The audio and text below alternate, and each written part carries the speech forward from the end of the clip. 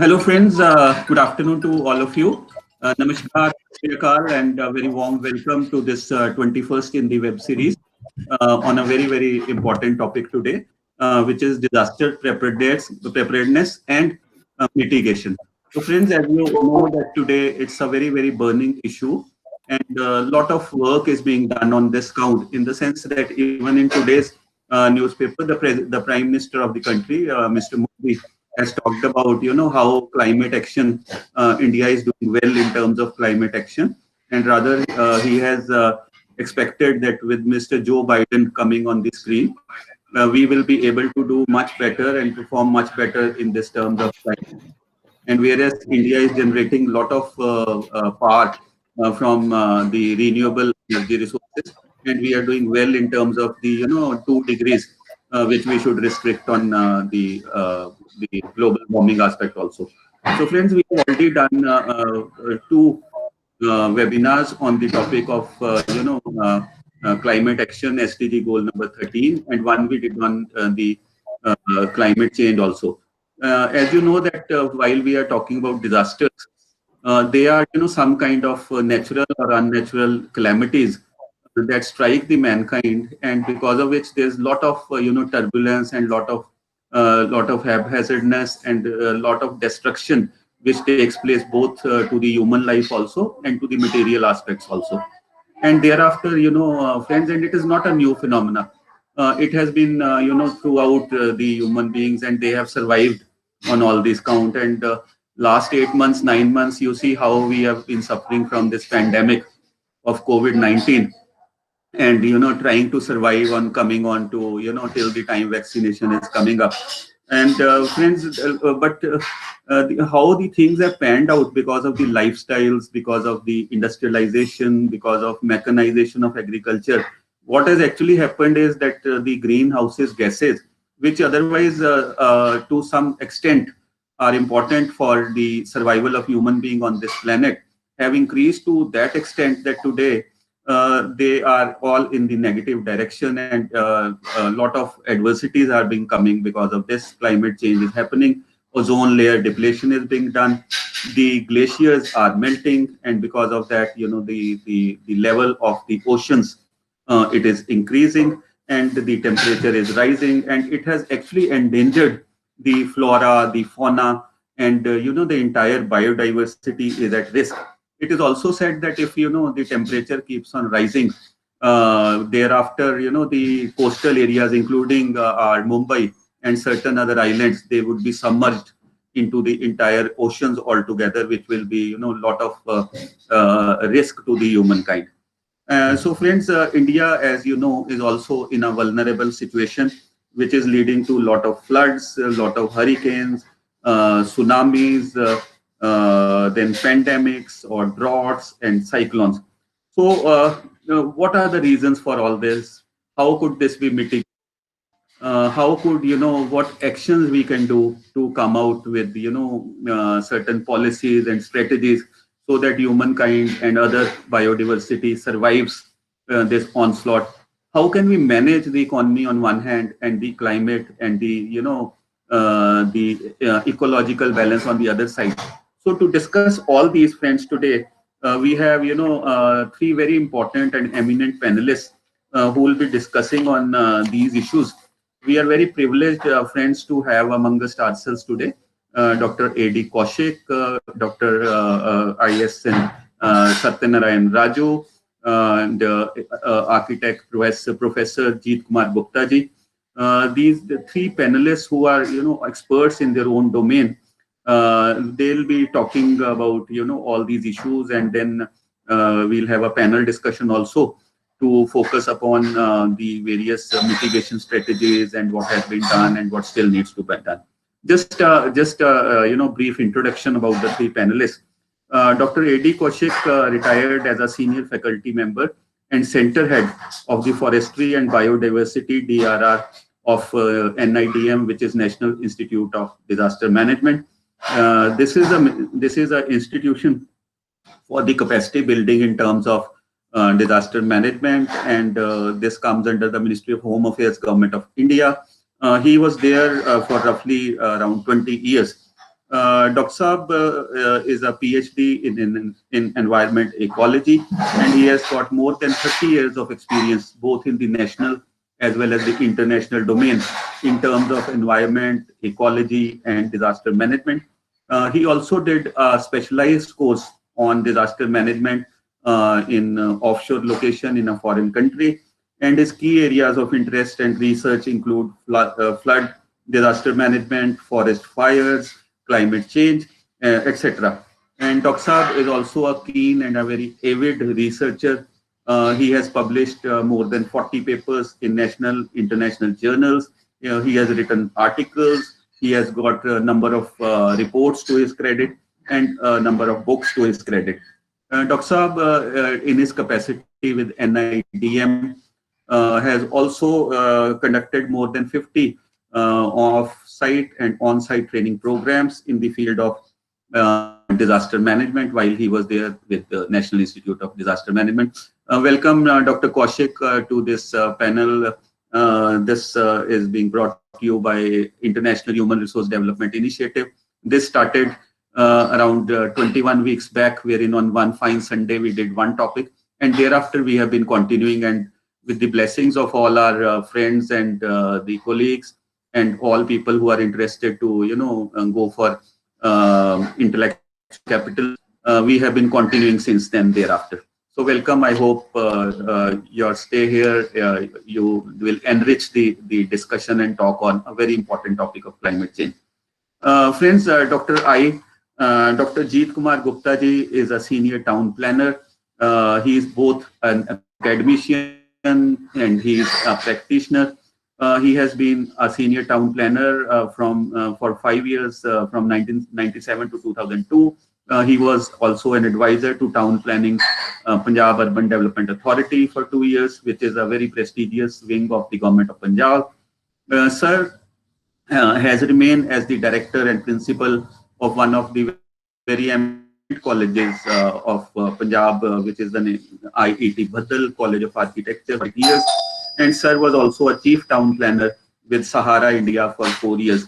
And since the last around 8-9 years, sir is acting as a professor and a freelance expert. He is into research, publications, he is writing books, he is publishing articles in good newspapers, and contributing to the field of architecture, town planning, urban governance, urban local bodies, etc. And as regards his education goes, sir is a graduate from Chandigarh College of Architecture. Thereafter, he did his post-graduation from the GRPG School of Planning, Guru Nanak Dev University, Amritsar, and he has been a gold medalist thereafter.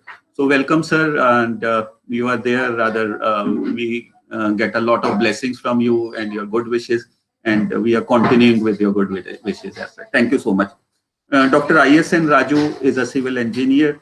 He is a MTech. He's an academic by passion also. He did his MPhil, his MBA, then PhD, and he has got a number of diplomas to his credit in the field. And he has been a very active engineer and did a lot of with a lot of passion while he was there as the chief engineer. He retired as the chief engineer from the government of Andhra Pradesh. Done wonderful achievements, a lot of work while he was there. And even after retiring, he is contributing to the field of academics with the IHRDI, which is Andhra Pradesh Human Resource Development Institute. Now at Bapatla, earlier we had one while it was Telangana and it was combined. And sir also headed a center of, which was sponsored by UNICEF. The center was for Sustainable Development Goals at APHRDI, and he was the senior project manager there for around 2 years. He was there, and now due to his passion for academics, he's moving to various places as professors, distributing and disseminating his knowledge, and wonderful he's sharing into, and he's also into research and other aspects. Welcome, Dr. Raju, and I hope your experience and your passion for academics will enrich this very important topic. So now, friends, we start off after this brief introduction. See the slightly change in the format for today. I have requested the three speakers to talk about their own experiences and about the topic. Starting off with Dr. A.D. Kaushik for roughly around 10 minutes, and thereafter Dr. Raju, and about his experiences in Andhra Pradesh, which is a coastal area and faces is very vulnerable to the entire show. And thereafter Professor Jeet Kumar Gupta ji, who will talk about a new dimension to this area of disaster management, that how this could have been, or this should have been, how disaster management is built up in the city framework, in the town planning framework. So first we start off with Dr. A.D. Kaushik. Dr. Sir, welcome, and warm welcome to you. The screen is all yours, Dr. Sir.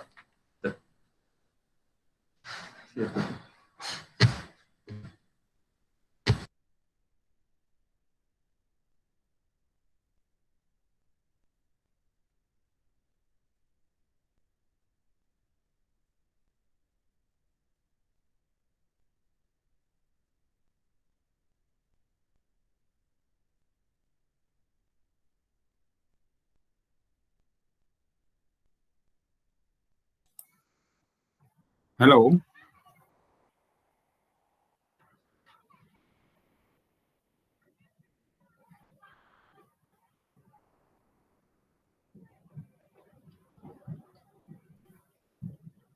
Yeah. Good afternoon to everybody. Namaskar.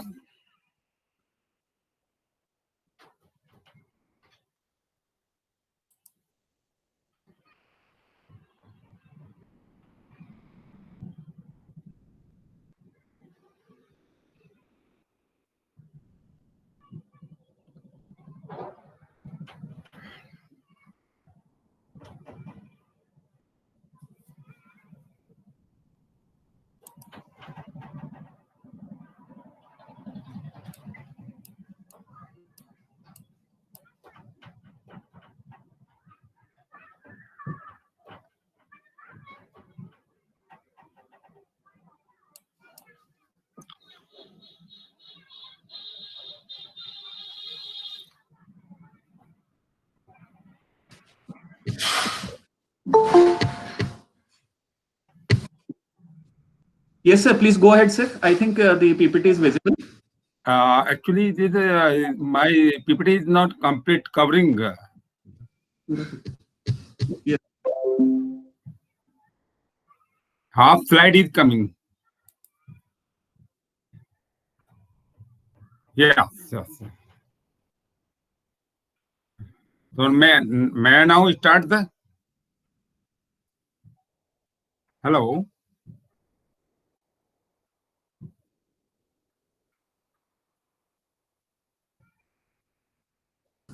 Yes, sir. Start, sir. Please start, sir. Please go ahead, sir. Yeah. Okay. Good afternoon to everybody. Namaskar. Actually, the topic is given to me, that is disaster preparedness and mitigation.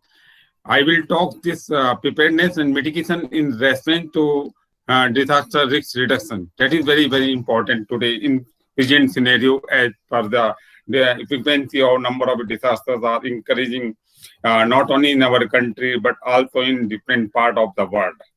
So different types of pictures are actually on the first slide. It's about the earthquake, learning of earthquake and the cyclone and the role of DRF, NDRF, and the fire event, and the policy makers are making decision about the disaster management. Now, next, please. Yeah. This is the scenario, universe phenomena, which is occurring in different part of the continent of the world, affecting different types of disasters. Somewhere places flood is, somewhere is cyclone, some places are drought, and some places wildfire problem are occurring day by day in different part of the continent of the world. Next. Yeah. This is a picture of our country that different of types of earthquake occurred during the 1980 to this 2020. From Jammu Kashmir to Kanyakumari, every state, every union territory of our country is affected by different types of natural disasters, which are occurring day by day and different part of this. Particularly, the flood, cyclone are badly affected our country in comparison to other types of disasters. Next. Yeah. So before going to start, I will like to define the disaster. Actually, the government of India enacted a act that is called DM Act, which is enacted during the 2005. In this act, the disaster is defined as a means a catastrophe, mishap, calamity, or grave occurrence in any area arising from natural or man-made causes or by accident or negligence which result in substantial loss of life or human suffering or damage to and destruction of property or damage to or degradation of environment and is of such a nature of magnitude as to be beyond the coping capacity of the community of the affected area, that is called disaster. It is defined in DM Act 2005, which was actually has been enacted by the government of India in 2005. Next. So similarly, hazard. Hazard actually is a natural phenomena. Earthquake, flood, drought, cyclone. These are actually natural phenomena. These are occurring since a long time. But these hazards have a potential to cause a damage. Hazard is not a disaster, but it has a capacity to cause a damage. Damage in the form of human life, in the form of our property, damage in the form of infrastructure. So hazard is a natural phenomenon which has a potential to cause a disaster. It is the main difference between the hazard and disaster. If a hazard causes damage, then it becomes disaster. Next. Screen is not moving, that left. PPT is not moving, the Chaddha. It was hanging. Okay, now it's all right. Risks. Similarly, risk is also defined in disaster management. Risk is a measure of the expected losses due to a hazard event of a particular magnitude occurring in a given area over a specific time. This risk actually depends on three things: nature of hazard, vulnerability of the area, and economic value of affected element. So risk is equal to hazard into vulnerability. If hazard is high, then risk is high. If where the hazard is occurring, the place which is high, then risk is also high. Next. Capacity. Capacity is immensely. It is very important today. The combination of all strengths, attributes, and resources available within a community, society, or organization that can be used to achieve a great goal. It may be defined as identification of existing resources and resources to be acquired or created by your organization and training of personnel and coordination of such training of effective management of disaster. So if we have more training, we conduct more training, we have developed more trained person, then we are able to reduce the risk of a disaster. It is very important today. In NIDM is actually working in this field to increase the capacity building by creating the organizing the training program and developing the trained person to share the knowledge, to explore the public education in case of disaster management. Next. So, this is by equation we can understand that risk is equal to hazard and vulnerability, but it is inversely proportional to capacity building. If we, in other way, we can say risk is directly proportional to hazard and vulnerability. If hazard is increasing or vulnerability is increasing, then risk is high. But it can be reduced if we have more capacity building. If we have well capacity building, then we can go to reduce the risk of a disaster. Next.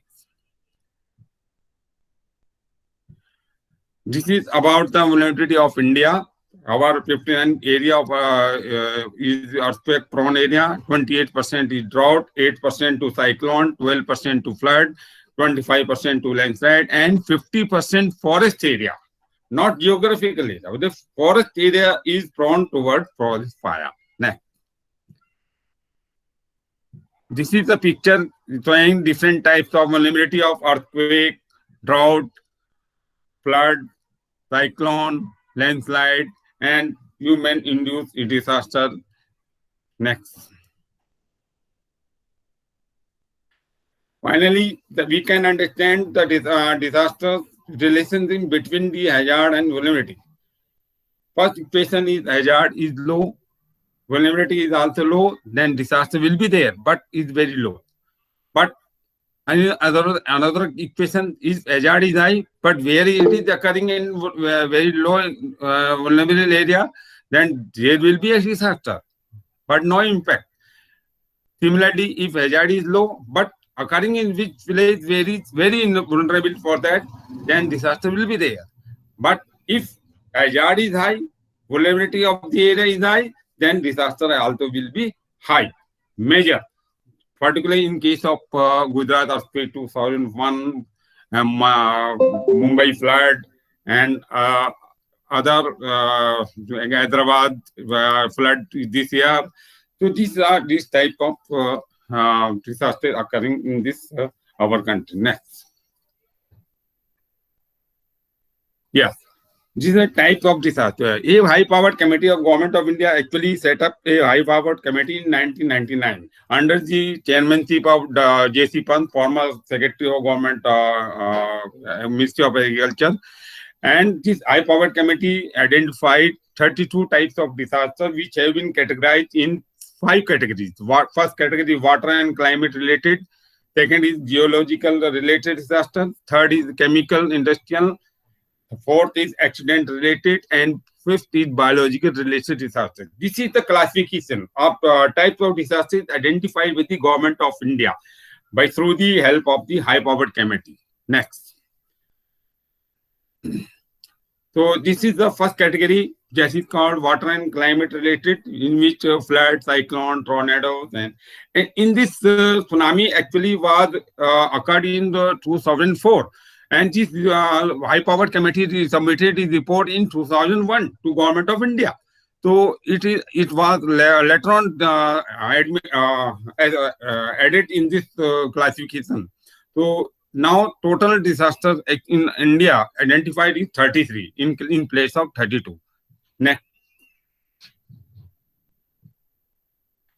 The geological earthquake, dam failure, mine, landslide, chemical, industrial disaster, nuclear disaster. Next. Accident related. Forest fire, urban fire, pine fire, soil spill, major building collapse, serial bomb blast, festival related, air road, rail accident, board accident, village fire. These are accident related identified by the high-powered committee. Next. Fifth is the categories biological related disaster. Biological disasters and epidemic, pest attack, cattle epidemic, food poisoning. So I want to say here, this actually the types of disasters identified with the high-powered committee, because high-powered committee conducted 52 seminars, conferences, and 1 international conference in 1999 in a year, and in which different types of sectors, medical sector, forestry sector, IITs, and other technological, IMD, CWC, and so many organizations, we have come to a common platform, came to a common platform, and they worked out and identified these types of disasters. Because Government of India actually emphasized in its letter to identify what types of disasters occur in different parts of the country, as we could go for a concrete planning policy for the different types of disasters. Next. Now, disaster management. Still, we are talking about the disaster risk and vulnerability and others. Now, what is disaster management?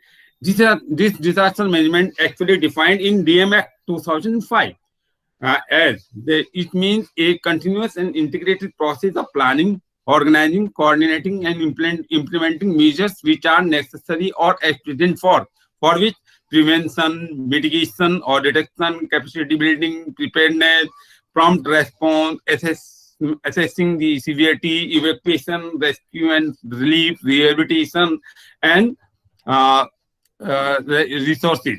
These are the important component of a disaster management by which we can go manage the disaster. Without any of them, we cannot manage a disaster. Next.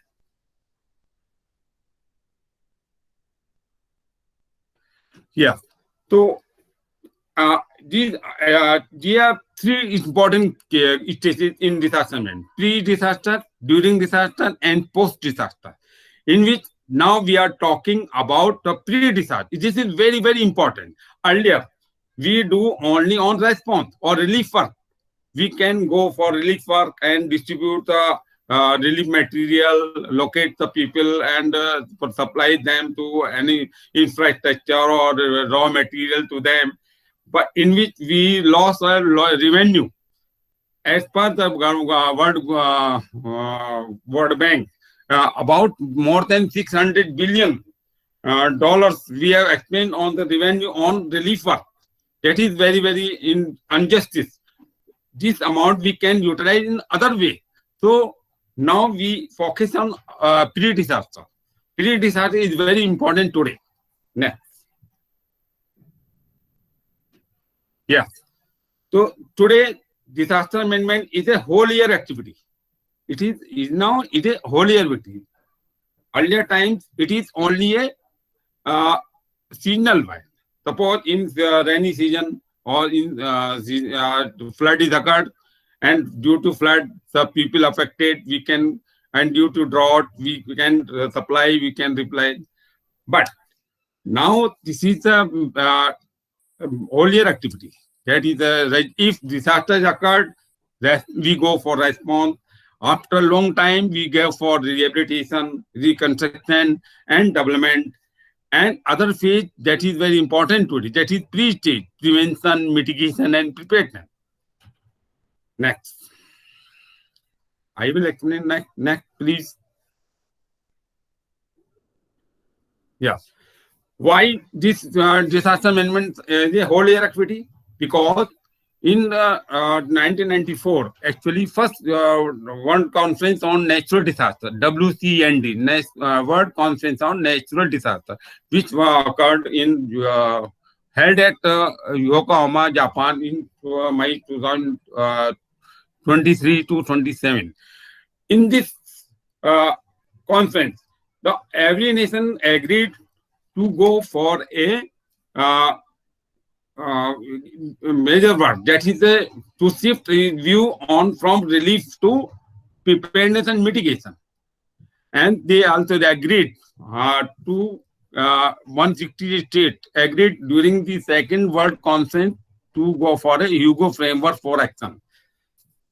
Second, WCDR, World Conference on Disaster Reduction, not risk reduction, disaster risk reduction. That is also held in Japan.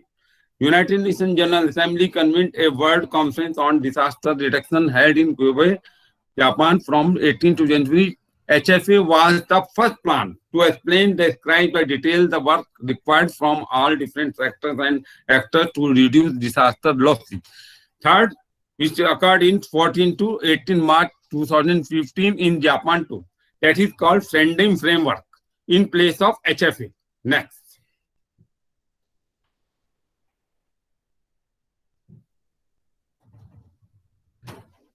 These are 10 principles actually identified or described by the World Conference in 1994. That is very, very important because during this conference, our view, our new paradigm shift.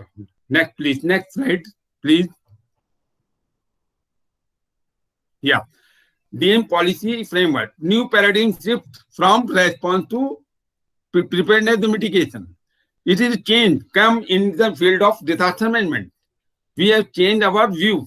We first earlier we locate on our relief work, but we have changed our views and focus on mitigation and preparedness.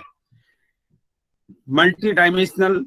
So now the disaster management is a multidimensional, multi-sectoral and multi-tier approach with emphasis on incorporating risk reduction measures in development planning. You can see this slide. Response, relief, rehabilitation is now more emphasis given on prevention, mitigation, and preparedness. It is a requirement of the at present scenario. It is a main requirement. Next. These are 5 action points which were done in the HFA. Hugo framework action, make DRI a priority, know the risks and take action, build in understanding and awareness, reduce risks, be prepared and ready to act. Next. So, DRR. What is DRR? DRR means the conceptual framework of element considered with the possibility to minimize vulnerabilities. With the possibility to minimize vulnerabilities and disaster risks throughout a society. To avoid means prevention or limit it. That is the mitigation preparedness. The adverse impact of hazards within the broad context of sustainable development. This is the meaning of DRR actually, and on this every nation is working on DRR. So just suppose earthquake resistant structures, resilient structures. These are what is it? These are toward we are increasing toward DRR. Next. Trending framework. Trending framework is very important. It has come in place of HFA. HFA was the period of the HFA was 2005 to 2015, and after that, trending framework is working from 2015 to it will be last long to up to 2030. It is a 15-year plan. This is about the trending framework. And next, please. Yeah. So this is actually 7 global target of this trending framework. First category, you first following, that is, these are the work to be reduced, substantial reduction. What should be reduced? Reduce global disaster vulnerability, reduce the number of affected people globally, reduce direct economic losses in relation to GDP, reduce the disaster damage to critical infrastructure and disruption of basic environment. These should be reduced. This is a priority. This is the target of the trending framework for every nation, and this should be increased. Second column, increase the number of countries with the national and local disaster risk reduction strategies, substantially enhance the international cooperation to developing countries, increase the availability of and assist to a multi-hazard early warning system. These should be increased. These are the main target of the trending framework. Next. These are the priorities given by in this trending framework for highlighting the DRR for every country, for every regional, for every continent. Priority 1, priority 2, priority 3, priority 4. Understanding disaster risks, strengthening disaster risk governance to manage disaster risk. Without governance, we cannot do it. Investing in disaster risk reduction for resilience. To make everything as a resilient, it is priority. Enhancing disaster preparedness for effective response to build back better in recovery, rehabilitation, and reconstruction. So, priority 4, that is the preparedness. Without preparedness, we cannot go for response. Without preparedness, we cannot recover. Without preparedness, we cannot rehabilitate or reconstruct. So, preparedness is a good planning. If we have good planning, then we can do it better. Next. These are guiding principles of trending framework on disaster risk reduction. Next. On which the trending framework work. So these are the dimensions of what are the dimensions of DRR? The trending framework focuses on the adoption of measures which address the three dimensions of disaster risk: to exposure to hazard, exposure to vulnerability, and capacity and hazard capacity, in order to prevent the creation of new risks, reduce the existing risks, and increase resilience. This is the dimensions of DRR on which we are working. Next. Capacity building. Capacity building actually, again, the disaster management 2005 defined this capacity building in the one identification of existing resources and resources to be acquired or created. Second, acquiring and creating resources, identifying subclause first. And third is the organization and training of personnel and coordination of such training for effective management of disaster. So training is must, by which we can share the knowledge, we can create knowledge, we can explore knowledge to reduce the disaster. Now, what is preparedness? What is prevention and mitigation? So preparedness activities and measures taken in advance to ensure effective response to the impact of hazard, including the issuance of timely and effective early warnings and the temporary evacuation of people and property from threatened location. Prevention. And similarly, mitigation. Mitigation is structural and non-structural measures undertaken to limit the adverse impact of natural hazard, environmental degradation, and technological hazard. This is the mitigation. Or in other way, we can say, as per defined in the Nick Carter book, that is a techno-legally approved method. Techno-legally approved methods which are helpful in mitigation of a disaster. Next. As per the, what are the elements of disaster management? First element of the disaster management is disaster preparedness planning. Second, disaster response, rehabilitation, reconstruction, and disaster mitigation. These are the elements of a disaster management. Next. How we can shift towards preparedness from our response, from our relief work to preparedness. We can go for vulnerability and risk assessment. We can assess the vulnerability and risk of an area where the people, where our infrastructure located. Disaster management plan at national, we can prepare the disaster management plan at national, state, and district level. We can update our early warning system if we are located in different part of the nearby to the rivers and other coastal areas, and we can aware the community who are first affecting the victim of a disaster, and we can explore the public education by different formal or informal method. Next.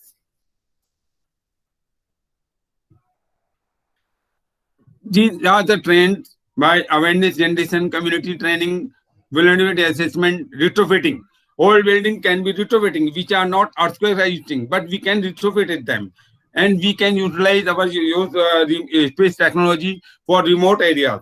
We can physically cannot present there, but we can identify this by the remote areas by using the space technology, information system, traditional practices. Traditional knowledge is also very important in reducing a risk of disaster. Better coordination among the different sectors. If there will be a better coordination among the different sectors, we can reduce a disaster. This is the framework of the disaster preparedness, vulnerability assessment, vigor planning. There is a institutional framework, information system, resource basis, warning system, response mechanism, public education and training, and rehearsal. Rehearsal means mock drill. We can conduct the mock drill with the help of this framework. Next. Planning. Planning is a very important tool of a preparedness. If we have a good plan and which reflect a systematic sequence of activities in a logical and clear manner, and which can integrate its activities, tasks, and responsibilities to enable the overall objective or series of objectives to be achieved. That is the planning. Without planning, we cannot do anything. Who can involve in target group? These are different target group, multi-sectoral, multidisciplinary strategic uses, which include a broad range of disaster risk management stakeholders, government and non-governmental organizations at communities, national and regional level, national disaster organization, professional association, lending institution, insurance companies, education bodies from primary school forward. So these can be target group. Awareness in this. Again, the DMX defined in this act about the awareness in nation. Among stakeholders, including college and school teachers and students, technical personnel, and other associated with multi-hazard mitigation, preparedness, and response measures. Under this section of 42 of the DMX 2005, defined by the DMX by Government of India. Now, the capacity building and DRR. These are some themes, capacity development themes based on key aspects: prevention and mitigation of disaster detection, effective preparedness and response, national role of NIDM and other institutions in exploring the knowledge-based institution and function within the broad policies and guidance laid down by the NDMA, National Disaster Management Authority. Capacity development at local bodies, rural and urban, and training communities. Training communities, the role of NDRF, civil defense, civil society organization, local community-based organization, and self-help group will be encouraged under the training program. Similarly, in the capacity building, we can at state level and state level, we can utilize the resource network by IDRN, India Disaster Resource Network. IDRN is a portal providing nationwide inventory of disaster management related resources covering almost all the basic needs. These capacity development ministries and state role of different ministries and states in the disaster management. Next, this institution mapping for education, training, and research in disaster management. Education, UGC, IHRDI, ICR, MHA, IIPA, DOPT, DAVT, and these are different the multi organization sectors we can explore in the public education and disaster training to reduce the risk of a disaster. Next.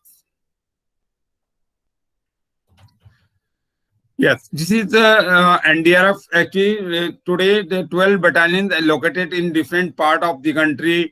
In this slide, only 11 locations there. 12 locations actually is recently located in Arunachal Pradesh. So, in this BSF, CRPF, CISF, ITB, and Railway Protection Force, these 5 actually organizations came into NDRF. And these 12 battalions have been located. And the role of NDRF is very, very important in present scenario of DRR. They are not only go for response, they also going for the preparedness. They also training, they aware the people also at local level. So this now the role of NDRF is very, very important and become essential, and they are doing best in the reducing the risk of a disaster. Next. So without a national policy, we cannot do. And this policy on disaster management enacted by the NDMA in 2009. The role, the main function of this policy is interministerial consultation process. The policy is under draft policy. Actually, it is finalized actually by the NDMA. Next.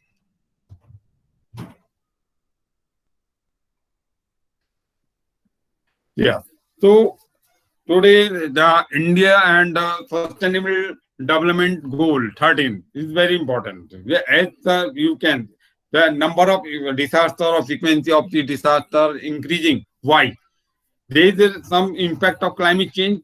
Climate change is not a disaster, but The variation in the our temperature, rising temperature, high rainfall, and other climatic factors which are increasing. Why? Why? What? For why? So there are changes occurring or variation occurring in our the climatic factors, increasing of temperature, increasing of rainfall, or pattern of rainfall, changing of pattern of rainfall. So it very become has now become very serious. So these are very important. How to reduce the impact of climate change on our disaster. If there is a climate change is occurring or increasing, then it will also increasing the number of or frequency of the number of natural disasters.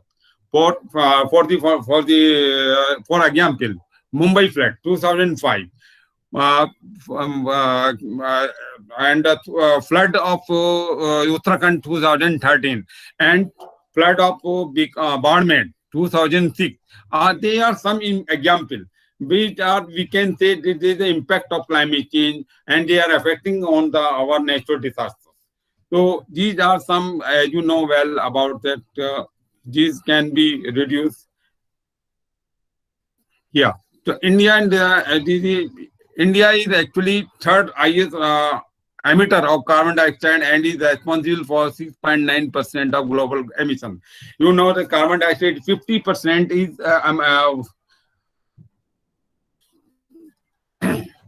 50% carbon dioxide wanting in the nature. How we can, these impact according they are causing actually uh, in increasing of the temperature. So how can we do? We can do, but if we go for sustainable development, there are different programs or launched by the government of India and other parts of the world.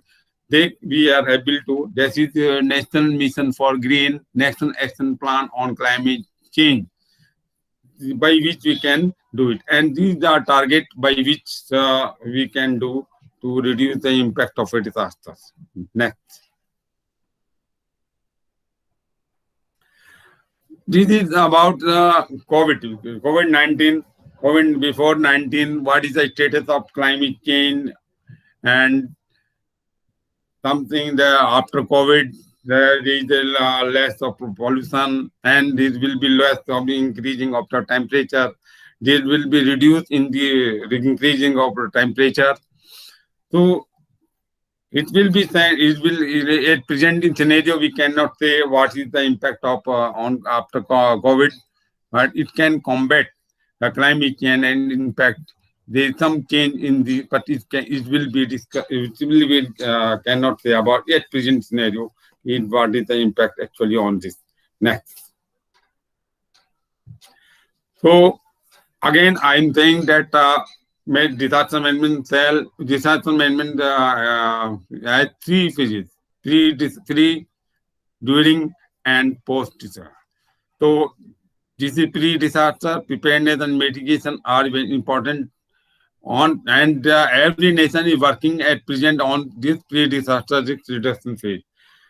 If after despite our best effort, we cannot reduce the impact of a disaster, then a disaster occurred, then we go for response in the form of relief, rehabilitation, and but we can do it. We have very good planning, and the response is also a part of the preparedness. We have good planning, then we can also control or manage the response. And in the post-disaster recovery, reconstruction, such development which are disaster-proof, or such development which are mitigation-proof. Mitigation-proof means which are technologically approved methods by which can develop the area, but which are disaster-proof. So this is the whole year activity, and these are pictures of different disasters occurring in different parts of the role of NDRF has been increased in search and rescue operation. Next. This is what is the sustaining community? Able to weigh up natural risks and balance them successfully against other goals, and they are communities that can survive and prosper in face of exposure to forest fire, soil, or other types of disaster, or flood or and cyclones. One is which identify and pursue strategies designed to reduce their numbers vulnerability by addressing social, economic, and political inequities, and by giving all within their communities access to resources to warfare, exposure, and vulnerability, as told by the Beatley in 1998. So these are actually social communities. What is their message? It is very important for community and for us also. Community must share their learning based on information and knowledge of disasters and their management to all the components or unit of the society. This very useful and which helpful in the reduce the risk of a disaster. This is the message of education. Ultimately, education is a key. Although knowledge does not guarantee power over natural catastrophe, it is a prime requisite of disaster prevention, according to the legend of 2000. And according to H.G. Wells, human history becomes more and more a race between education and catastrophe. This is the education. Doctor. Thank you so much, sir.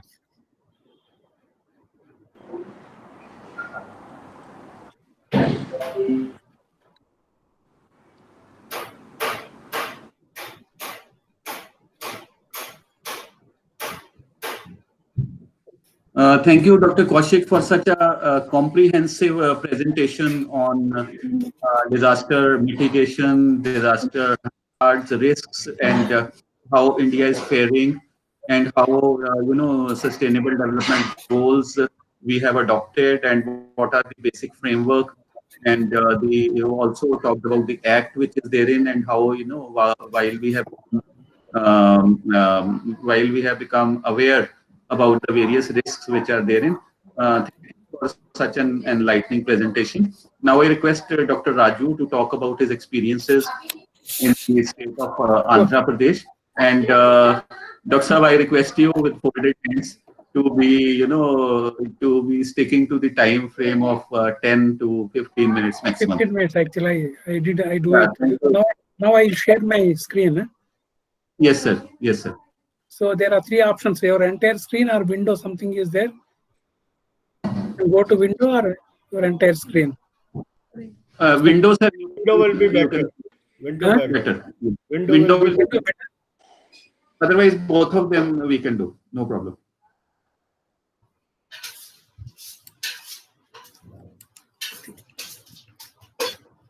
So you say that share and cancel. How to? Now my PPT is visible? Yes. No, sir, not yet. So you have to share.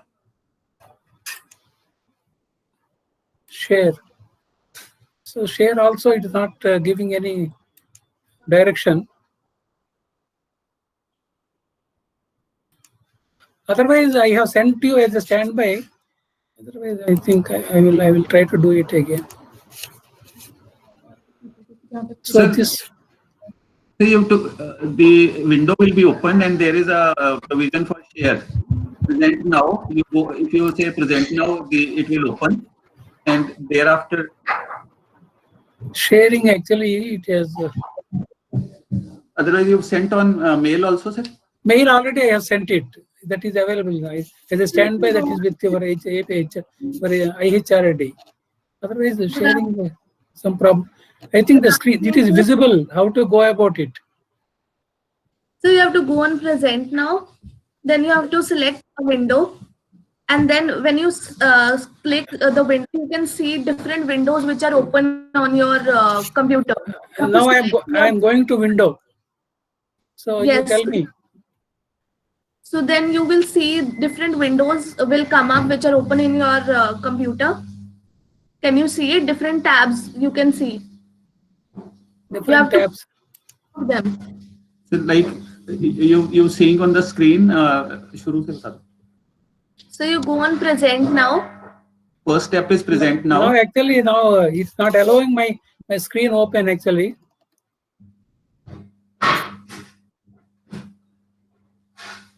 Sir, you can go, then you can just share your entire screen. That would be easy. Okay. I have gone to entire screen. Huh? Yes, sir. Now it will, you have to select that little window you can see. Which little window? This little window? You have to tap that and then the share button will be unfrozen. Okay, Then okay. No, stop sharing. Actually, it is coming. Stop sharing. No, yes, now it is visible. Now Yes, it is sir. coming. Yes, sir. And now you have to go to your presentation and then you can just speak and we will be able to see your presentation, sir. Just a minute. I will go to my presentation. Yes, sir. Yes, sir. Now it's visible. Now it is. I think it's all right. Yes, sir. Okay. You can maximize it, sir. Okay. Yes. Okay. So I think I will skip some of the slides because then a holistic presentation it was there. So some Yes, of the sir. things Dr. Kaushik has gone. Just I will push one after another. This disaster and all those things. So this is the classification of disasters. So this is about natural disasters. So this is a vulnerability scenario of India. So this is about disaster management and mitigation. Already Dr. Kaushik has covered this one, disaster management. I will go to floods actually. So this is a continuum cycle. So this also he has discussed about it. Then I will go to, so Disaster Management Act, already he has covered it. So this is a national policy on disaster management. Because so now I will start my presentation from here.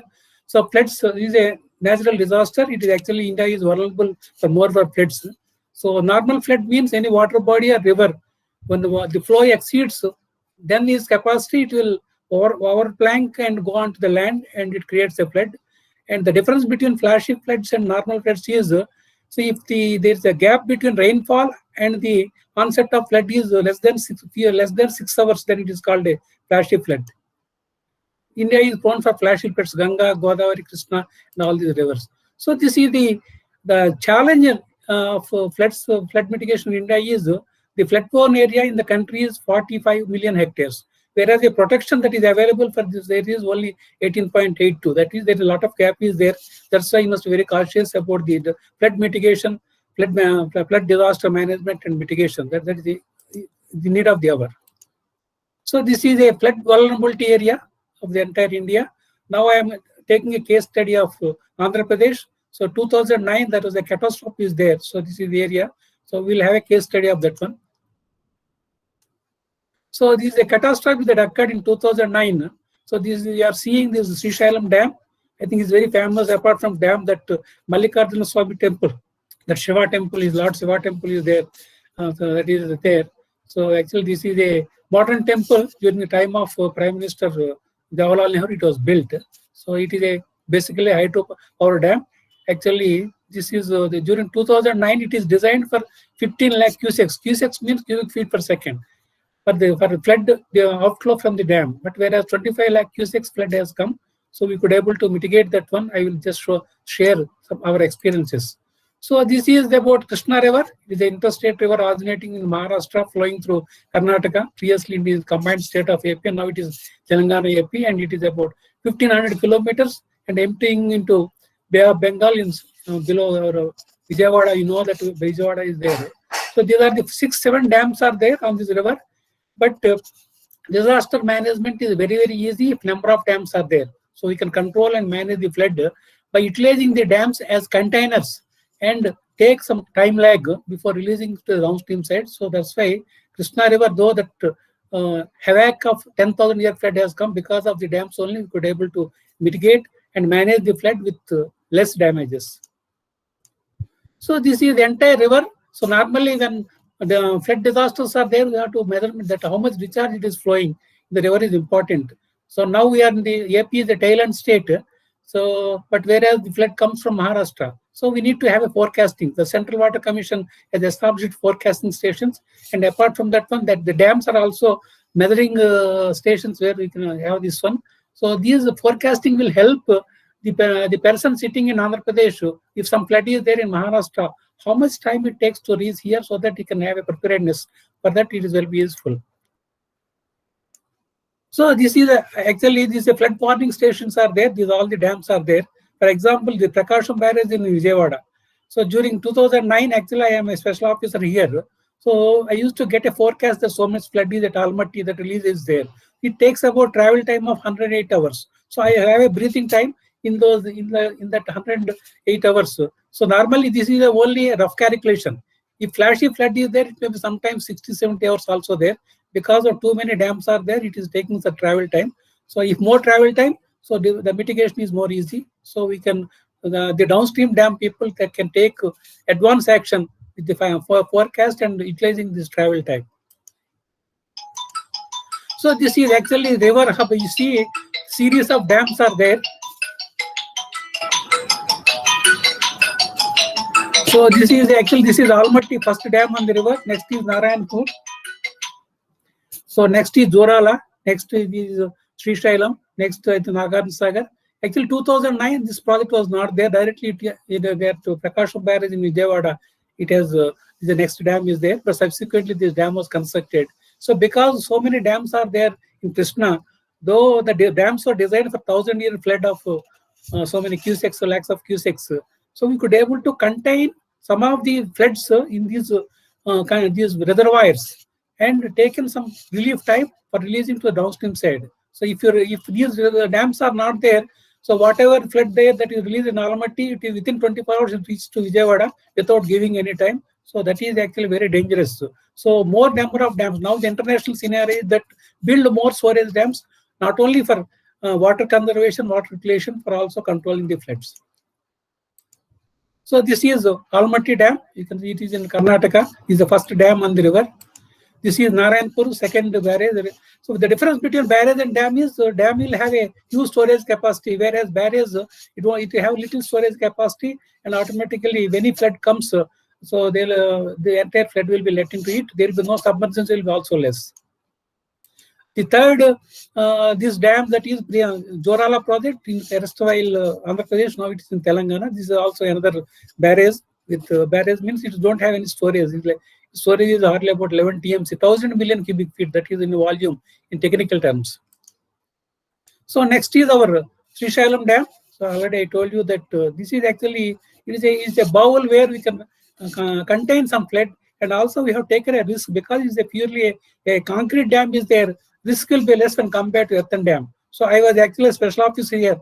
I was just camping here on this dam and allowed some water to enter, to encroach into the freeboard. Nearly 1.2 meters freeboard we allowed to encroach, so that some 25 lakh cusecs of water has come. Some additional design capacity was retained here and regulated the flood to the downstream side. So that is the beauty of a concrete dam. The risk is less, but in case of earthen dam, it will simply breach and create havoc in the downstream low-lying areas. So this is we have utilized the national remote sensing technology and remote sensing mapping also. This is from Zorala, Andhra Pradesh, the flow line of this river is like this. This is Zorala, Nagarjuna Sagar, Srisailam and Prakasham barrage. This is near Vijayawada. I think so everybody traveling to south, they touch the Vijayawada, and it is emptying into Bay of Bengal. So this is Nagarjuna Sagar. This is another modern temple. So actually the Jawaharlal Nehru is responsible. It is a hydropower dam, and also it is irrigating 10 lakh hectares of this one else. This is another container of flood, so that that allows us to regulate the flood. Otherwise, the flashy flood will go to Vijayawada, and that is a 10 lakh population will be get affected. So this dam and Srisailam, we could able to manage the flood by containing the flood in these two dams. So this is the Prakasham barrage. You all know about it. Vijayawada, it is there. It is the last structure. So it is not a dam to store any water. There are a little storage of 1 TMC, 1,000 million, and the entire flood need to be released downstream side. But the vulnerability is Vijayawada is on the bank of this river. So we operated the flood moderation mitigation from Srisailam to so that less flood will come and reach this Prakasham barrage. So this is actually how the flood has occurred, means that intensity of rainfall. And just now our Kaushik sir told that global warming, that climate change, that is effect is there. So only because of cloud burst only the flood has come. You can see these figures of different rain gauge stations. So this violet is normal rainfall of that period, and next green is the previous highest. The red is the rainfall that has occurred in just 3 days. 483 millimeters. Actually, the annual rainfall is about 1000 millimeters. You can see 50% has occurred in 3 days. So with the cloud forest, the precipitation has flown into the river and has caused the flood. So this is Tungabhadra. Now that Pushkaram, like your Kumbhabhisheka and Mahakumbhabhisheka, now that Pushkaram we call in south, that is happening for this Tungabhadra river. So it is joining the main Srisailam dam. So meteorological department says that after 1901, that much precipitation has occurred, and again 2009. That is a century. I think 100 years is the first time 400 millimeters of rainfall has occurred, and it is this is the record, and actually it is a record in the history of the 100 years. It has happened about 110 years back. So we use the satellite maps. You can see the cloud. I told that cloud burst is the reason. We can see the movement of the clouds and all those things, and in different stages we have captured this from this one, so that to take the vulnerable, the precautionary tests, evacuating people, and other precautionary measures. That has helped a lot. So these are some of the dams constraints are there. So I told you that in Srisailam the constraint is it is designed to pass a flood of 13.6 lakh cubic feet per second, whereas 25 lakhs has occurred in 2009. And Nagarjuna Sagar, it got Earth dam. I told you that it is a dangerous. If in a haste to safeguard Srisailam, if I release water, this Nagarjuna dam will break. Ultimately, it will affect Prakasham Bairad and Vijayawada. So these some constraints are there, and 2 towns are there, Kurnool and Vijayawada. So the population will get affected. But department and government manage this flood in a systematic way. Thanks to God that the very minimal loss of life and minimal loss of property has only occurred. So you can see the previous highest flood.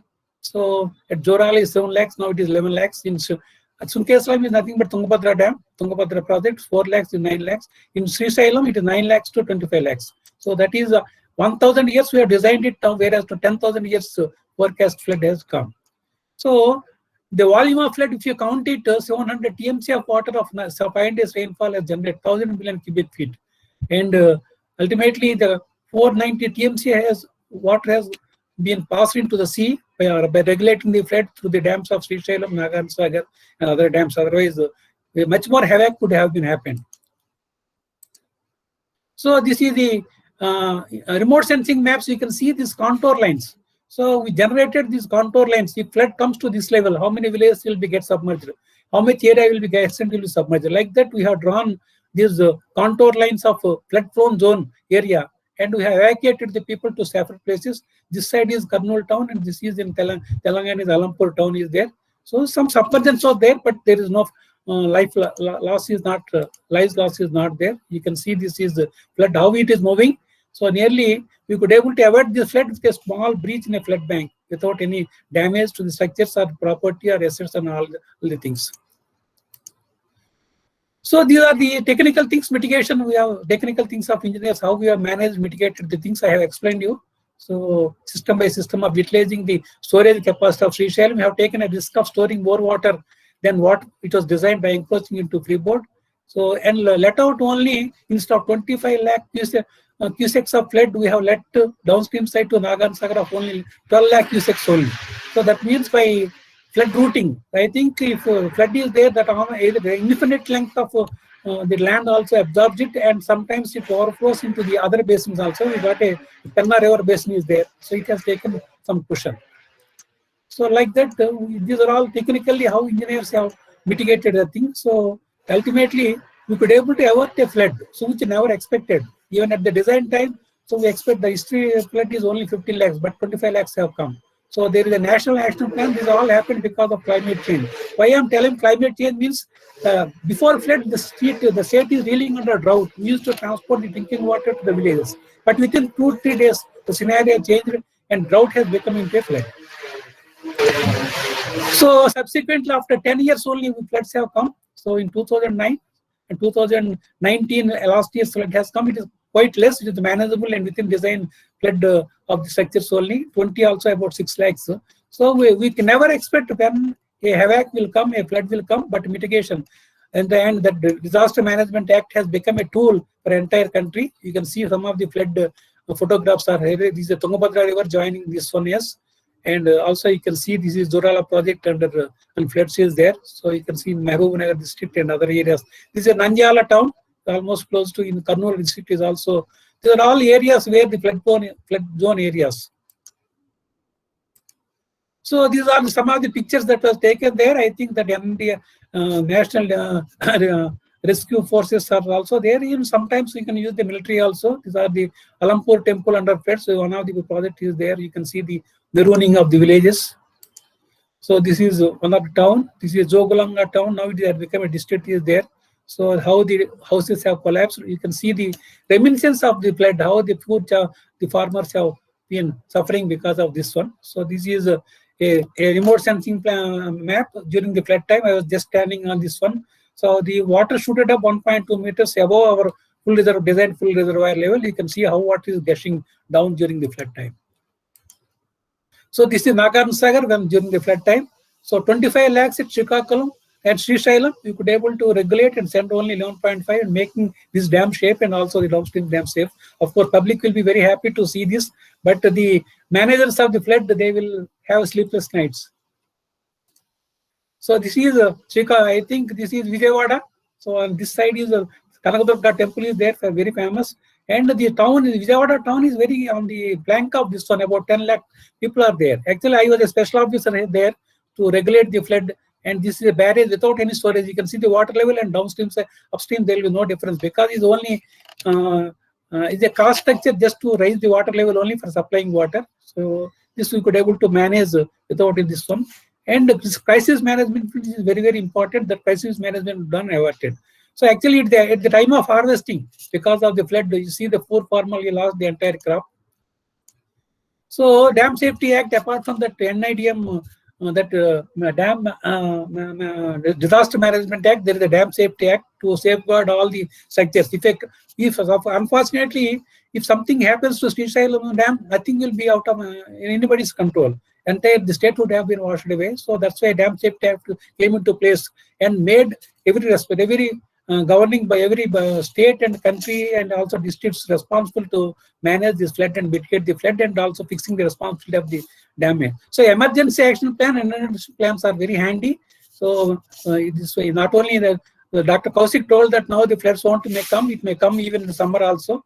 So if these plans are available, we can take advanced action. Inundation plans means if some flood comes, so how much area will be inundated, how people to be evacuated, that is the thing. So ultimately, these are the conclusions.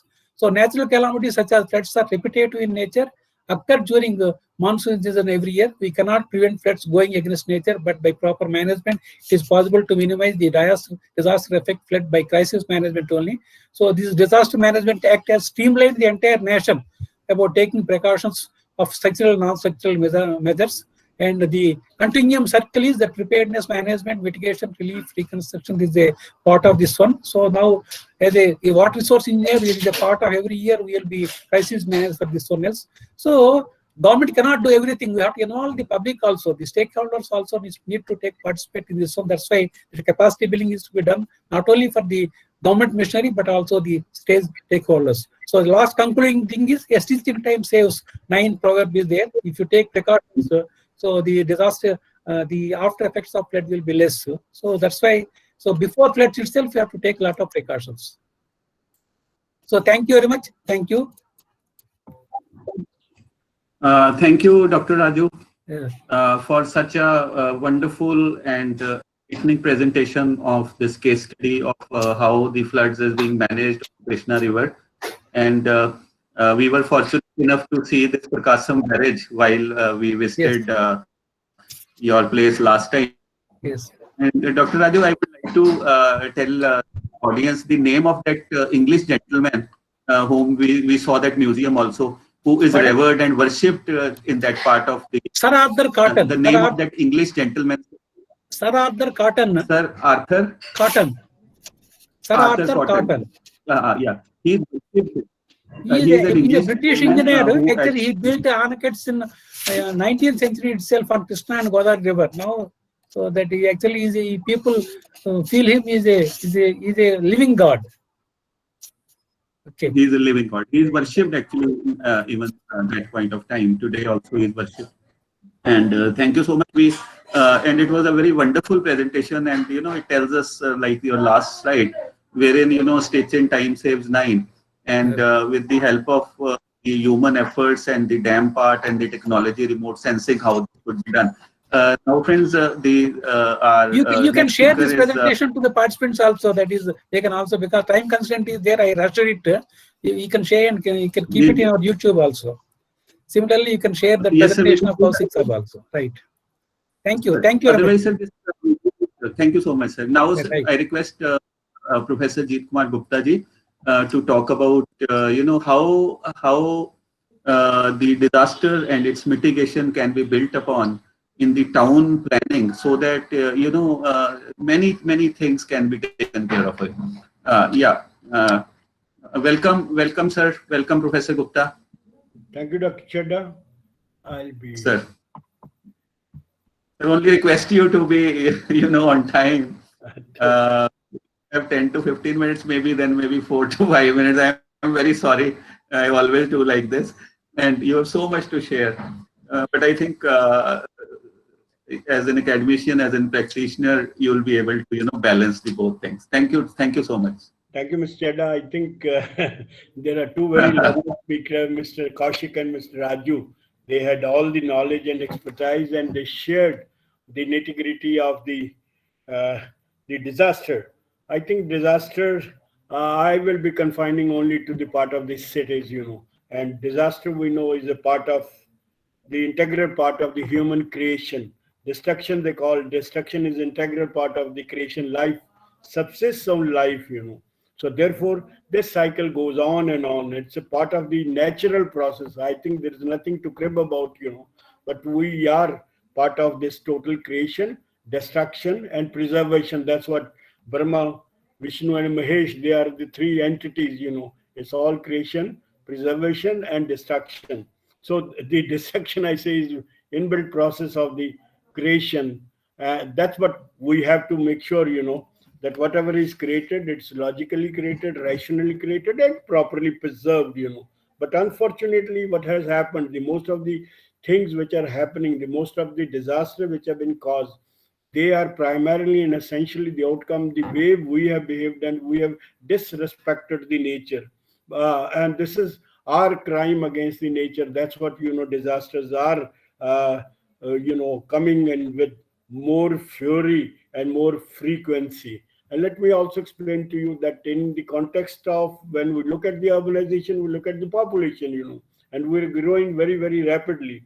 The first, they say, 100 crores population came in the year 1804. In last 200 years, we have gone through 788 crores, We have added, 688 crores just in 200 years, and you can see what the human being, I think human being are the greatest threat to anything, and when the numbers are growing very, very fast, that's what the problems are. And you look at the, this world map, the total countries are depicted, and the size of the circle are the size of the population. And you see how China and India dominate. They have 1/3 of the total this population of the world, and manpower. And when we look at the city, we know the cities are gaining power, authority, they are gaining currency, and the world is moving more towards more and more urbanization, because people are looking at better option, better healthcare, better economic opportunities, and the cities offer for that. And look at the cities, they occupy only 2% of the land. They contribute 70% of the wealth of the world. They consume 60% of the global energy, and they have, 70% of the greenhouse gas emission, and they generate 70% of the global waste. At present, the cities are occupying 55%, more than half of the population, and this is about By 2030, they will have 60% of the population. By 2050, the cities will have 75% of the population. Look at this, in a very concentrated area, cities are having only 52% area occupying 55% of the population. But look at the context, in terms of wealth generation, in terms of consumption of resources, in terms of energy, in terms of greenhouse gases. And there you can see, if they are promoting prosperity, they are also creating crisis, because they are emitting 70% of the greenhouse gases, and we have to, generating 70% of the waste. So if at all we have to look for, that if we have to make this world more sustainable, I think we have to look critically the way cities are being planned, developed, and managed.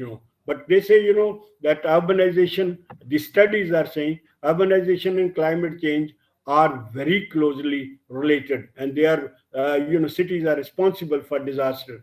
And it said a lot of, the losses are because of these disasters, and these disasters, in addition to costing money, which was 250 billion, and they're going to be 340 billion, 14 billion by 2030. People are becoming poorer and poorer. 77 million people are going to be added in the list of poverty by these, disaster, and this is but, still we have hope. We have, even possibility, and we have even options available that we can reduce the impact of these disasters, because 60% of the land yet to be developed is yet to be developed. There are 1 billion houses yet to be constructed by 2060. Surely, I think more and more cities are going to come up. Like we in India, we will have much larger urbanization, because we are at 31%. And you can see, that if we have our agenda very clear in terms of planning of cities and creating the built environment, surely we can do lot of good to the this planet and make it more sustainable. And they say there are a lot of money which is required, $4 trillion annually for infrastructure to take care of the growth of cities, but we will also require additional money if we want them to be low carbon and low, this emission cities. But let's understand, as has already been said, this decade, 2010 to 19, was the warmest decade ever recorded in the history. And the year 2019 was the highest year, when the greenhouse gases were emitted. So this is impacting climate. And this is the climate change is now affecting every country, continent. They are disrupting economies, lives, and these changing patterns are making sea level rising. There are, the weather events are becoming extreme. And well, look, thanks to the COVID-19, whatever the consequences they have, they say it is going to, greenhouse gases emission is going to be lower by 6% in the 2020. But this is only temporary. And what you have seen, after this is the lockdown have been opened, the people have come with lot of effort, a lot of, trust, as if they were all locked down. And now they are, you can see the amount of cars being bought, and the amount of, spending is being done. And you can see, people are not traveling on these trains and buses, because they are afraid that this close contact will bring problem. In China, all the cars were sold the day this pandemic, these lockdown were open. Similarly, you are watching in India the way things are going, and they are going to add up, to the this growing greenhouse gases emission. And most of these, these cars are going to get concentrated in the cities, and that's what their cities are going to be the major areas of this. And this is what we are saying, that in India, during the last 100 years, though the urbanization level has gone only 3 times, the urban settlements have grown 4 times. The total population multiplied by 5 times, but urban population has multiplied 15 times, whereas only rural population is 3.5 times. So therefore, we are looking at a scenario where we are going to be the largest populated country in the world with 1.6 billion population in the year 2050. But out of that, 800 million, that means another urban India is going to be added in the next 20 years. So urban India remains important because they are going to have large population, they will be generator of employment, investment, and they will remain at the center stage because they will be as promoter of prosperity. But when you look at the Indian conditions, India is the most vulnerable, one of the most vulnerable. He ranks, among the most vulnerable countries in the world, and in the index, vulnerability index, India is number 14. And look at the India, 12% of the total land is prone to flooding, 68% land vulnerable to droughts, half of the land is prone to earthquake, and then the coastline, about 80% of the coastline is prone to cyclone, and India lost a lot of India was the second highest loser of lives in 2017, and also fourth highest loser in the economy itself. So therefore, I think in order to minimize these kind of disaster and losses, we have to look at our urban areas, and we have to look at how we can make it more sustainable and how we can do justice to this. And when you look at the total urban India, you look at the problem: water supply, sewerage, affordable housing, transportation, open spaces, solid waste management, private transportation, and stormwater drainage.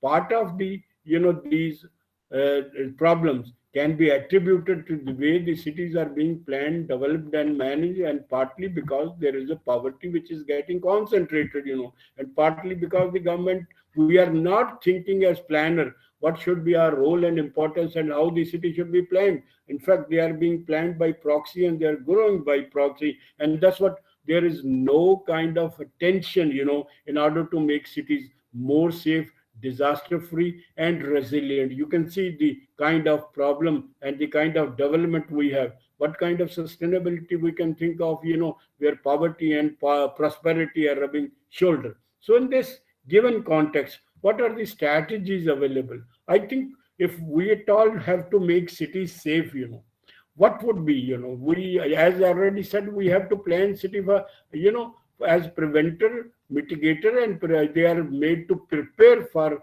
these disasters, etc. And for that, the only mantra remains, planning, designing with nature and using natural resources. I think if the cities are planned with nature rather than against nature, damaging the nature or at the cost of nature, surely I think we will be heading for disaster. Second part, when we are doing planning, disaster have no place in that system. All plans which have been prepared, all master plan, development plan which have been prepared, they are only merely land use planning. They are only looking at where the residential, commercial, industrial, institutional, how the transportation network is going to, where the bypass and where are the underpasses, or where are the these major highways are going to pass. They are only concerned with that, how much population is going to there, but they never think, that we have to make cities safe, that we have to plan for disaster. So I think that remains the major issue, and that's what the cities, like you have, problem of flooding recently in Hyderabad. Earlier it was in Bombay, and it's occurring, and it was also in case of, the Srinagar also. So cities are facing these kind of crises because they are being planned, developed, and they are managed without any concern and respect, and also the understanding the implication of the disaster itself. So I think the option will be, we have to make disaster prevention and mitigation integral part of the city planning. So how can we do this? How can we make cities safe, against these natural and man-made disasters? I think the option will be, we have to make cities spongy to take care of the flooding. We have to have urban sprawl to take care of the, accidents and people dying like that, and managing the city. We have to make cities more compact so that become livable and that they can be managed.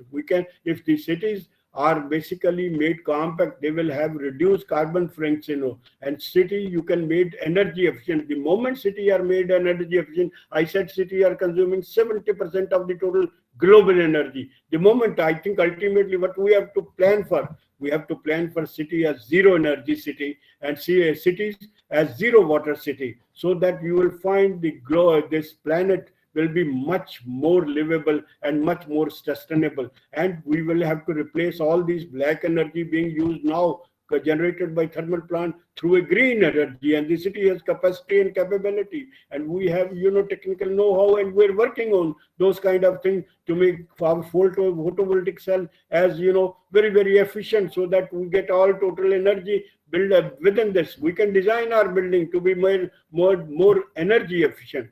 Then the traveling is another issue, and that's what the two issues which are very, very important, which are creating this all climate change. And that's I said the cities are responsible. In cities there are two things are responsible, which already I discussed. Number one was the way we are traveling, the way we are using the vehicle, and number two, the way we are designing building. At 45% of the total energy and 1/3 of the total global these carbon footprints are generated by the building itself. And in addition, 25 to 30% of the energy is being used by the transport. And all this energy used is the black energy. That's fuel, that's fossil fuel, and that's leading to all global warming, etc. So therefore, people will be traveling, but we have to minimize their travel. We have to accordingly. The priority for will be not to make them move, but make them things accessible, not to move mobility, but only promote accessibility. We have to plan for people, not for vehicle. We have to make streets safe. We have to dedicate a space for pedestrian, cyclists, so people transfer to that. We have high degree of high quality of public transport. We will have to involve community. We will need to plan for need and not greed. And then ultimately, we have to have green area created in the city to make this. How we can make cities safe through urban planning. That means urban planning, we can say, has a major role, major capacity, major importance in making cities safe. If we are not planning cities with safety and the disaster as the underlying principle, managing those, we will never be able to create cities, whatever we may do.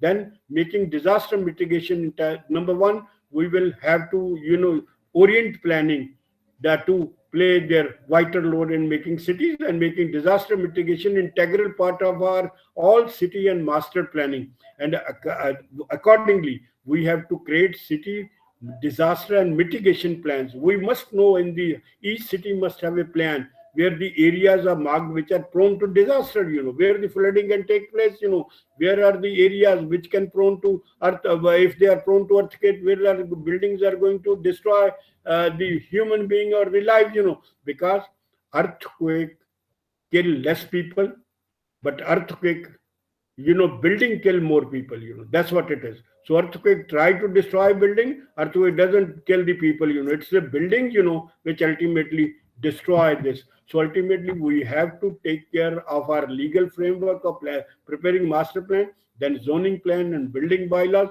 so that the building city remains safe in terms of their travel, in terms of their building. So how we can do that?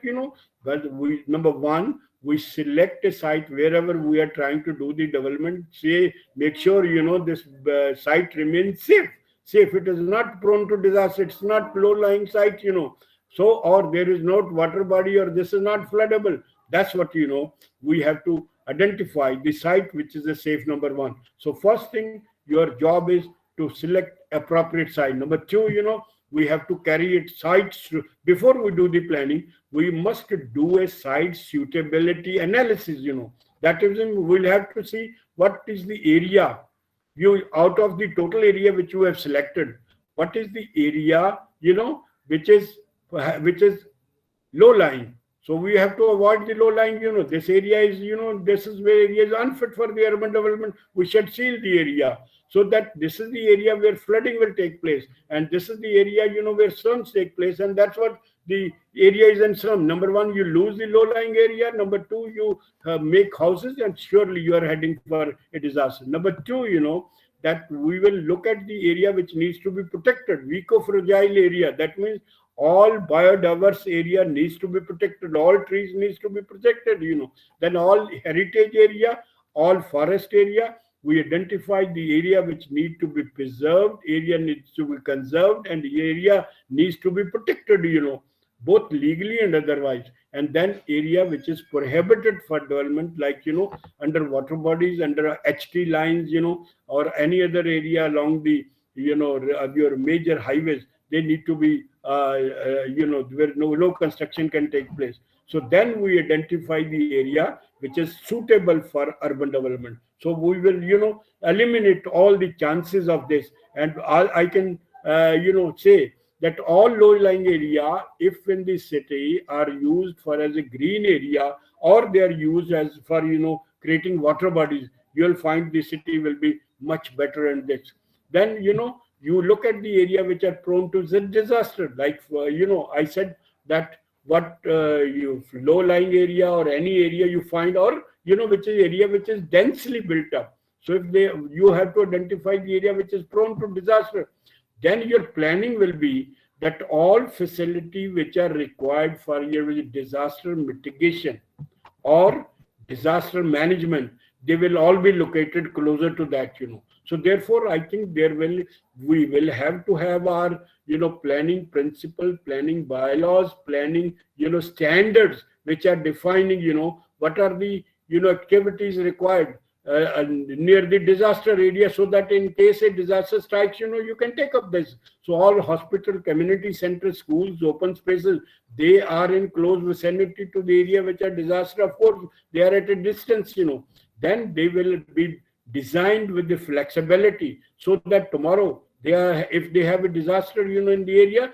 then they can be used for this, planning of those the rehabilitation area.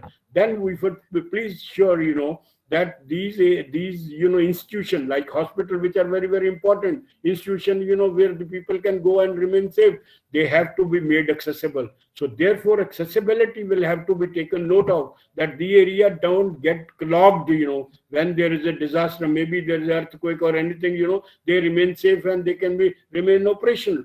You can regulate the height of the building so that, they don't fall and then they don't block all the roads, Then you will provide all setbacks in the building so that the building don't fall on the road and they don't, block the accessibility. Then you will avoid high-rise building close to these public buildings so that they remain operational. Then then we will make sure that there will be in the bylaws, all building will have to be structurally safe. They have to be designed by a qualified structural engineer. They have to be approved it, so that before they are passed and before they are allowed to occupy, that need to be looked into, Let me, explain 2 minutes, how Singapore was able to take care of these disaster of fire, Can you believe it? There was a hotel, there was a fire, and ultimately there are about 150 to 200 people died, So they were shocked, how this can happen. Then they got an audit conducted, and it was found the hotel was constructed about 15 to 20 years back, and there was nobody looked at the hotel, what was its condition, and they found there were a lot of, deficiency with structurally and otherwise, and there were a lot of, lack of care and providing, there was no air, there was firefighting, and that's what, caused the fire to happen. So they, came with a system of law, regarding building. That means you design a building, you get it approved from a third party, so that they will see to it that you have designed the building with safety construction. Then you have to appoint an agency during construction, that which supervise the total construction of the building besides the government, After you have completed that, outside agency, which is a neutral agency in addition to government, which will look at and then certify, and only on that certification, that you will be able to occupy the building. So all your planning, designing, construction, structure, etc., right from designing, construction and occupation is occupied. And then after every 3 years, you have to submit a structural safety certificate and the building fitness occupancy certificate, which is again checked by an outside agency. And that's why after 3 years this check happens. If they don't comply with you, they seal the building and you are not allowed to live and you will not be to operate it. And that after that, no building has ever collapsed in Singapore. No building has undergone, fire to that extent, and the city buildings are remain safe. So that we can see to it, that how we can have a kind of mechanism. Then we will say, that city, if you make the city compact, we find, disaster. There are man-made disasters, there are natural disaster. And in the natural disaster, the accidents, the traffic remains the major culprit, which is the second largest killer in the Indian context. Every 55 seconds there is an accident taking place. Every 3.5 minutes a person dying on the road itself. So the number of people dying, they are second highest than other disease. So therefore, if they are to be safe, I think they have to be planned in a different manner. And they say compact city are known to be very, very safe. Like Stockholm and Tokyo, they say they are designed as a compact city, and the deaths are per million. There are 1.5 deaths, and in case of sprawling Atlanta, there are in America, the death rate is 9 fatalities, 1 per lakh people. So if you plan for compact city, have it pedestrian oriented, dense housing, walkable city, reduce car, you are having the safer city. And then once you are having compact city, you are reducing number of cars, you are reducing the fossil fuel, you are reducing the carbon emission, you are reducing the global warming, and that's the cumulative effect. So this is how you make the city compact, number one. Number two, this is the planning. This is along, that is your BRTS. They are going along these TOD, transit oriented development, where the development takes place along the corridor, and that help you, making the city. So in the second part, that is one part of we are looking at, how we can make city carbon neutral, how we can make cities, more sustainable, livable, least consumer of energy. Now we look at city prone to flooding. I think we need to change the culture of the city, that we have to make the city spongy. That means city must have inbuilt capacity to absorb all the excess water. That doesn't mean city collapse under that. So for that, we will have to look for, number one, we preserve, protect. We have to identify what are the water body and what are the water system existing then. And then they are integrated as a part of the master planning, that you are preserving, protecting, promoting all water resources, water bodies, canal water system, and make them as a capacity and increase their capacity, depending upon what will be the water, water discharge. And they make it part of the city planning. Number two, all low-lying area, they are taken note of. They are not allowed to be developed, and they are converted into water bodies. Then you are asking people to leave front setback and rear setback so that water can be absorbed right there. Then we have to have minimum water service in the city. You have to create large open spaces for absorbing water. You have to minimize the ground coverage to have large open spaces. You can create large stock of flora and fauna and trees which have larger capacity to it, and you can use the technology of porous concrete, in parking area. That means all water which falls on this parking area get absorbed, and there is no water, which goes out. Even the road network can be that. That means the water straightway goes into the earth, rather than you collect and transport it. That's one. Then we have to promote rainwater harvesting. But what we are doing at individual level. Nobody does it. It has to be done at the community level. In case, and we have to have a decentralized approach. You can all the roads remain flooded, and you find in Chandigarh everything happens, and we have a roundabout wherever these 4 roads are there. There are huge area of the roundabout. Why can't we use the roundabout area below roundabout for, rainwater harvesting? So the water which is coming there, they can all be absorbed there. That can be huge reservoir created. And so we'll find the water will never be stagnant on the road itself, Chandigarh did their own system, like they have Cho. There are the Sukana, there was Sukana Cho, there was Patelika Rao, but within this Lasher Valley Cho. And the planners of the city never built on that area. They created a large green belt, and they say, this area is now preserved and protected, and this is the green lung. And secondly, they ensured, all the rainwater for which was their stormwater, which were of the adjoining sector, that was discharged within this Cho, so that you have lesser investment in making that, and you take care of this this. Then I say, when we were talking of carbon neutral, I said minimize travel, and then you have make cities zero energy and zero water cities and building. So what could be the option? I said, you plan for people rather than vehicle, and your priority for plan will be there. For first will be walking, bicycle, public transport, taxis, carpools, and car, So because transport remains the major culprit, and is responsible for 23% of the energy-related greenhouse gases emission, and then this is that road transport uses 95% of the fossil energy. So I think we have to rationalize our transport. Then the buildings remain very, very critical. Buildings, I said, consume half of the 45% of the total energy of the global energy. They use 1/6 of the water harvested, 1/4 of the wood which is chopped off, and 1/3 of the total resources which are taken out is used in going of the making of the building, and 1/3 of the total carbon emission can be attributed to the building.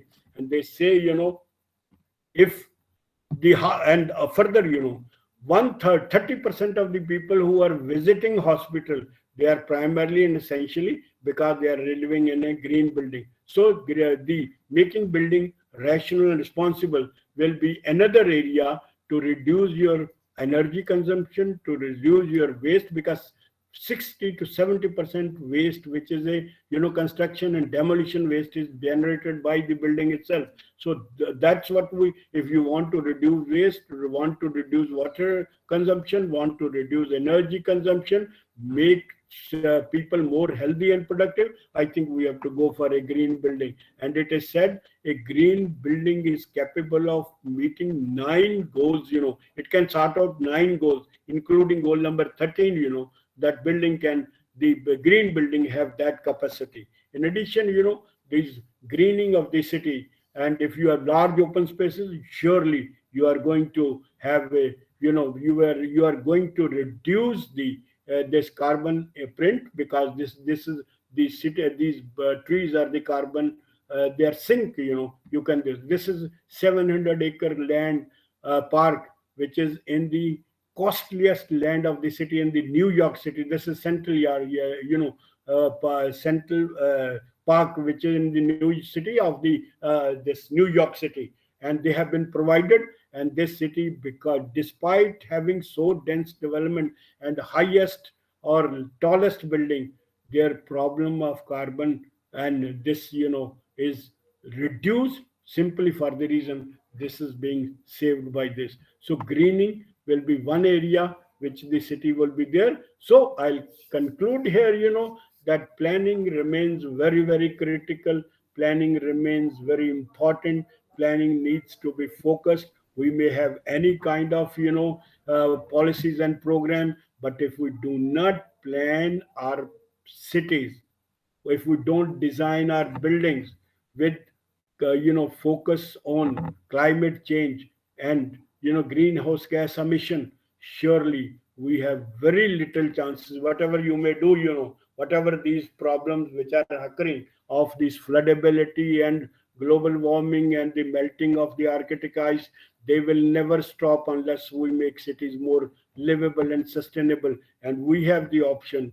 And we only thing is we must tell our architects and planners that they must plan the cities which are disaster resistant, and they are taking care of the climate change, they are taking off the implication of the building, and they are designing green cities and the green building. Thank you, sir. Thank you very much. Right. Thank you, Professor Gupta, for such a wonderful presentation on how how disaster mitigation strategies can be built in the city designing, the planning of the cities, and thereafter how things could be, confronted ab initio, wherein the later part could be actually dealt with. I think all the three speakers have highlighted so many aspects, and I generally don't think there's much of, and there's no question in the chat boxes also. So just to sum up, and there are various outcomes which has come up with this very lively presentation on disaster risk mitigation strategies and preparedness. Uh, just to conclude, what we have done is that India is in a vulnerable position wherein India is ranked 14 in the World Vulnerable Index, and it is prone to floods and earthquakes and other disasters, including some of them man-made also.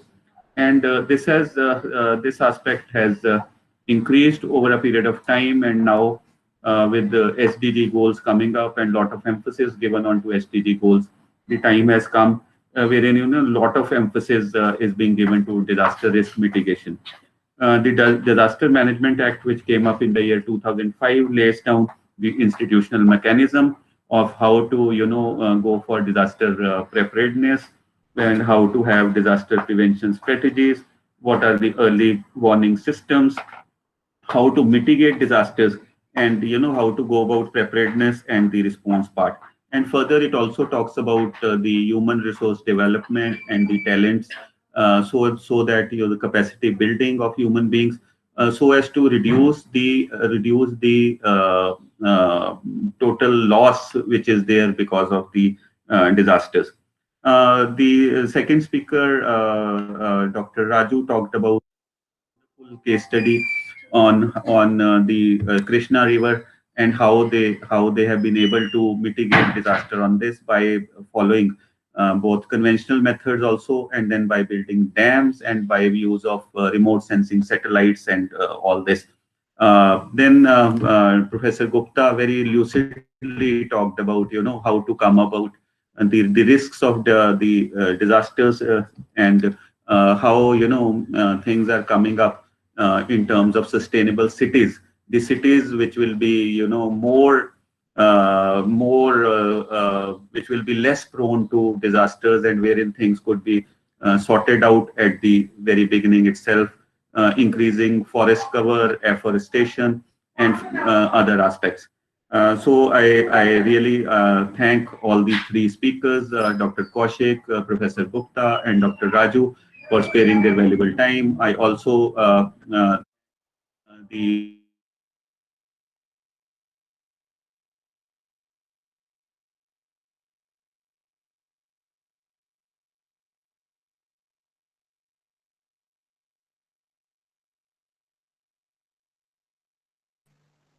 I also thank the participants who have joined us today, and I think a lot of deliverables and outcomes have come by the a lot of enlightenment by the speakers. And I also thank the IHRDI team, including Sanya, Mr. JPS Talwar, and others who have who do all the hard work for the presentation to come up. Then I request the participants, the certificates, e-certificates will be available. You kindly fill up the form, and if you wish that we would should contact you for future programs, you can send hi to me on the WhatsApp number 8727857116, and thereafter we'll include you in our contact list, and you will be getting all information. The videos will also be available on YouTube at the IHRDI channel, wherein earlier videos are also available on very important subjects. This will be also be available. So if you just send us your contact details, we can forward you the videos on your WhatsApp also. Otherwise, you can go on IHRDI channel and subscribe, like, and share these videos also. So friends, climate change is a vulnerability which is in front of us now. We cannot close the eyes and say that we have to take serious action in this regard. Already, a lot of things are being taken place by way of the act which is being done, and other aspects. And one of the COVID-19, which has come up as a pandemic, this has come up at the right time, and we should be very sure that how future man-made and other hazards, natural hazards, need to be mitigated, leads to be controlled, and so that we are prepared for all this, so that we can avoid the loss to the human life and loss to the property, loss to the material aspects, and thereafter save our Mother Earth. As per the on our own part, we should go for more afforestation, should use less and less, of vehicles. If we can avoid vehicles for small distances, we should do it, and use less of chlorofluorocarbons. So if we are able to do this on our part and reduce wastage, have a responsible consumption, we should be able to have a role as a good citizen of this country. So friends, thank you so much for joining. Till we meet next time, goodbye, sayonara, God bless, and stay safe. Thank you so much. Thanks.